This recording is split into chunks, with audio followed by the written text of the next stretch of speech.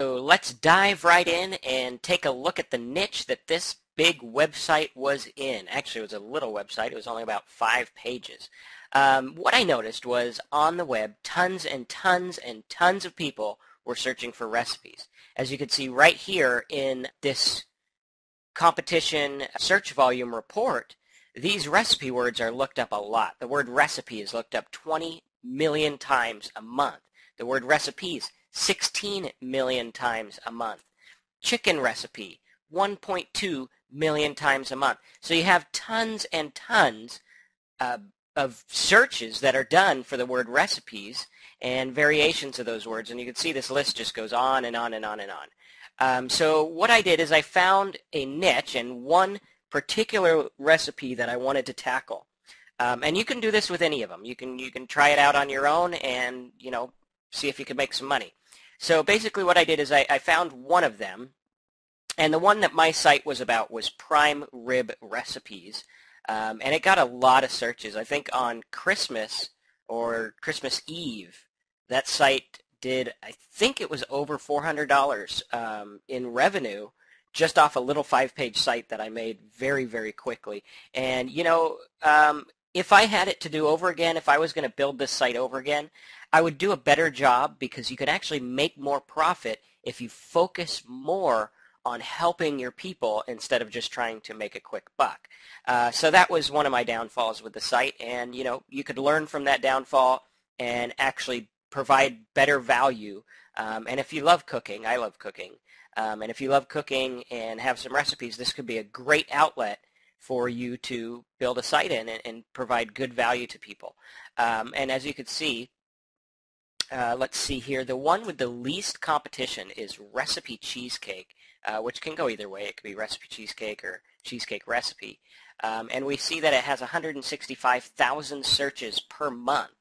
If my math is correct, I think that's about 4,000 a day. Somewhere around there, 4,000 or 5,000 a day, a little bit over 5,000 a day. So you have over 5,000 people a day looking up Recipe Cheesecake, and there's also variations of it. There's, New York cheesecake recipe, all those other variations and things like that.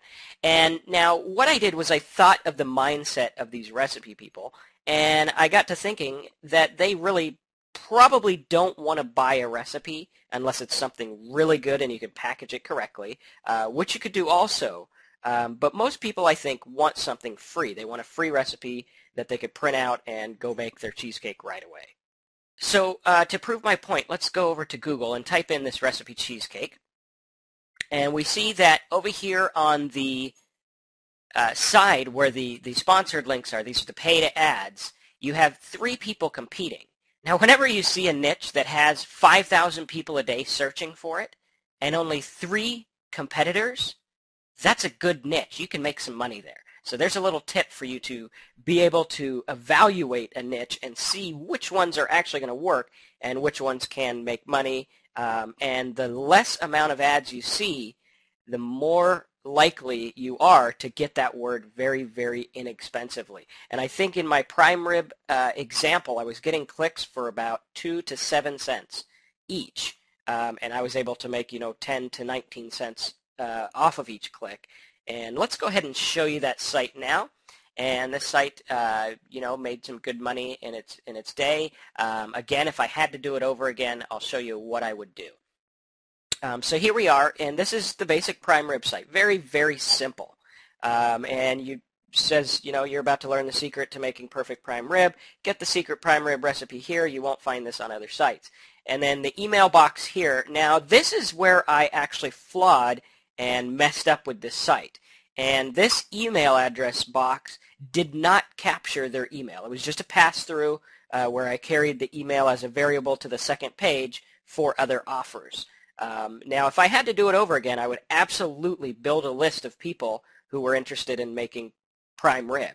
And if I go back into the prime rib site statistics, I can see that I've had thousands and thousands of searches and people that landed on that page that I could still be making money off if I was doing it correctly and actually building a mailing list and sending them things that were related. I'm looking at it now, and I believe the prime rib site, it looks like it made, let's see here, it looks like it got over 22,000 people visiting it, and the average click here is about 7 cents on search, and by search I mean the ad showed up here, and then I'm showing about 5,000 more clicks on content, which is where your ad shows up on the AdSense portion of other people's websites. Very important in a site like this because there's so many websites out there with recipes, and you want to make sure that if it has AdSense, your ad's going to show up. So make sure